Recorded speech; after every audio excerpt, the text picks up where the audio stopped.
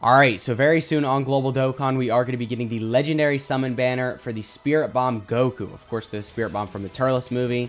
Now, overall, I'll just get it out of the way first thing. This is a skip. I mean, there's a couple good units on this banner, but you shouldn't really be summoning. I know there's going to be the pity system added. I know there's a couple good units featured on here, but I highly recommend just skipping this because I want you to imagine this scenario with me. You do your first multi, and you get Gohan and Krillin. You're like, alright, whatever. Just bad luck on the first multi. You do your second multi, you get Gohan and Krillin.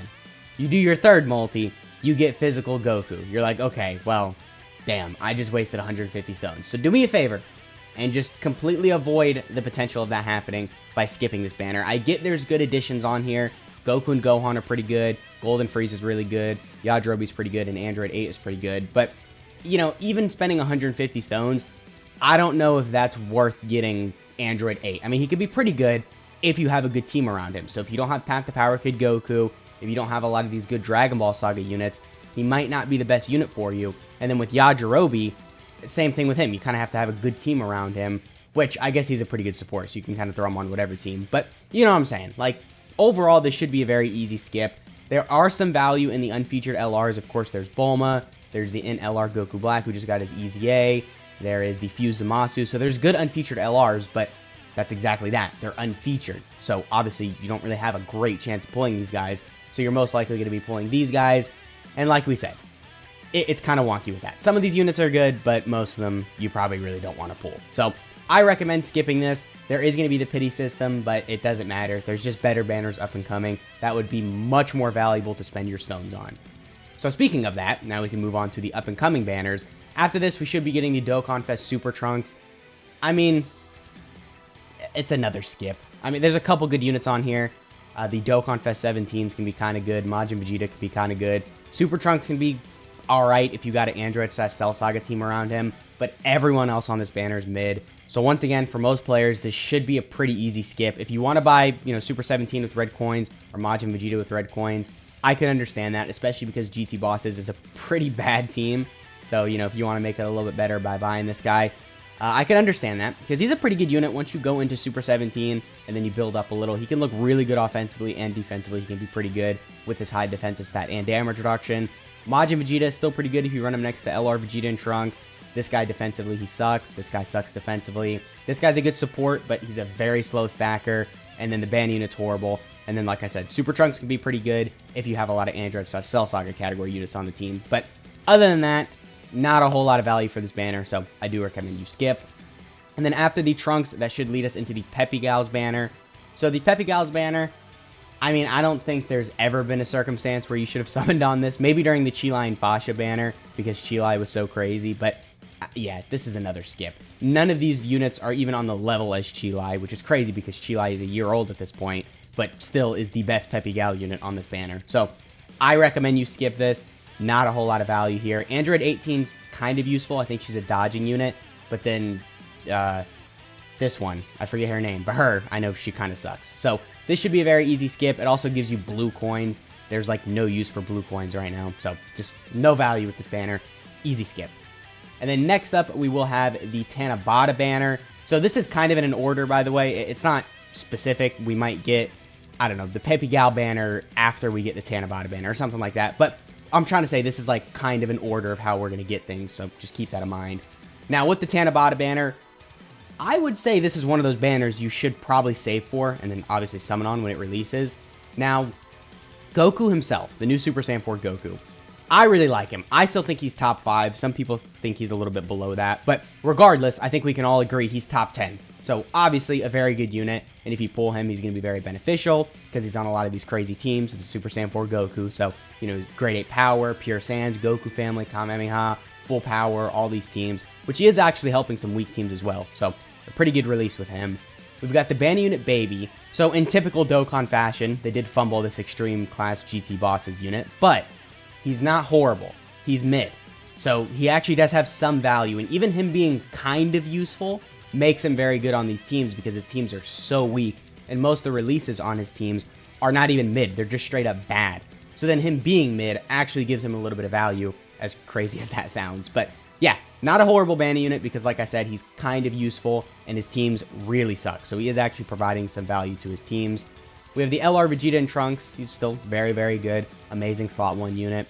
We got the Tech Goku and Vegeta. Unfortunately, they have aged. They do have that Scouter and the heal when they fuse, which is very good, but we're just kind of waiting for their EZA. So they are kind of a weak part of this banner. But then next, we got the Blue Goku and Vegeta. So they obviously awaken into the Evolution Blue Vegeta and then the ×20 Kaioken Blue Goku. They're going to EZA soon, and dude, when I say their EZA is going to be good, I mean it. Their EZA is going to be busted. So definitely pulling them would be good if you don't have them. Right now, they're not the best, but with their EZA, again, they're going to be very good. There's no way they're not going to be good with their EZA. They have a very good skeleton. Now next we have the Gammas. I don't even need to talk about the Gammas. They're crazy. I mean, you guys already know. Then we also have Dokkan Fest Pan. Now, Pan isn't the best Dokkan Fest, but she does get some damage reduction in slot 1. She is stacking attack, and she does have that active skill, which if you get the necessary stacks, that active skill is going to drop like a nuke. I'm talking like similar levels of damage to the EZA Kaioken Blue Goku, the one that like drops that Spirit Bomb that does so much damage. Not as much damage as him, but similar levels. So, definitely a very good unit, even though she is still wonky in some scenarios, but she can do a lot of damage, so that's good. And then also there's the Tech Full Power Super Saiyan 4 Goku. Yeah, I mean, he's alright. Nothing crazy. And then we got the Super Saiyan 4 Gogeta. I wouldn't be surprised if we see this guy EZA within the next year. So if you don't have him, pulling him will be pretty good. So overall, a very good banner. I would say the worst 2 units are these guys right here. But then even the Super Saiyan 4 Gogeta and then the Blue Goku and Vegeta, they're probably going to EZA relatively soon. So pulling them, if you don't have them, would be good. So very good banner, ton of value, and I definitely recommend saving for this. Now, I don't recommend you buy any of these guys with red coins, specifically because of this next banner we're going to talk about. So, after the Tanabata banner, I guess the Super Saiyan 4 Goku Tanabata banner, we get the actual Tanabata banner, which does bring back the 8th year anniversary LRs for the first time. So, you can see we get the GT Duo and the Z Duo on the same banner. So then, like I mentioned, not spending your red coins on this would then let you have more red coins for this. So yeah, you can buy the 8th year anniversary LRs with red coins. Obviously very good if you didn't manage to pull them. I highly recommend buying them with red coins, more specifically GT Duo, because obviously they're a lot better. I mean, Z Duo are still good, but for the first couple turns, they can take a bit of damage because, of course, you have to stack with them.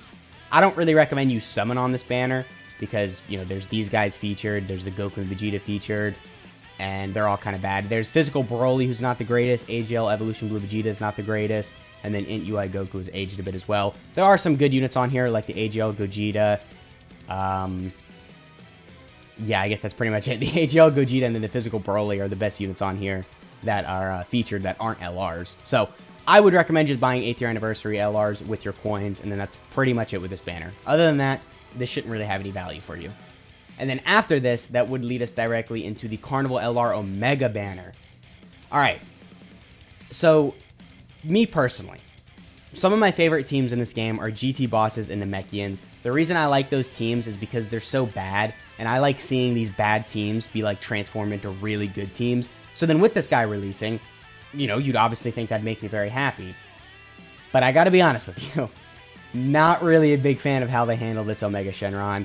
You do have to run this new LR Omega Shenron on a full GT Bosses team because then that allows him to get his full damage reduction activated, because he gets a little bit of damage reduction per GT Bosses category ally on the team. So then with a full GT Bosses team, obviously, you know, he's got a good amount of damage reduction, but even with that, it's only, I think, like 35%.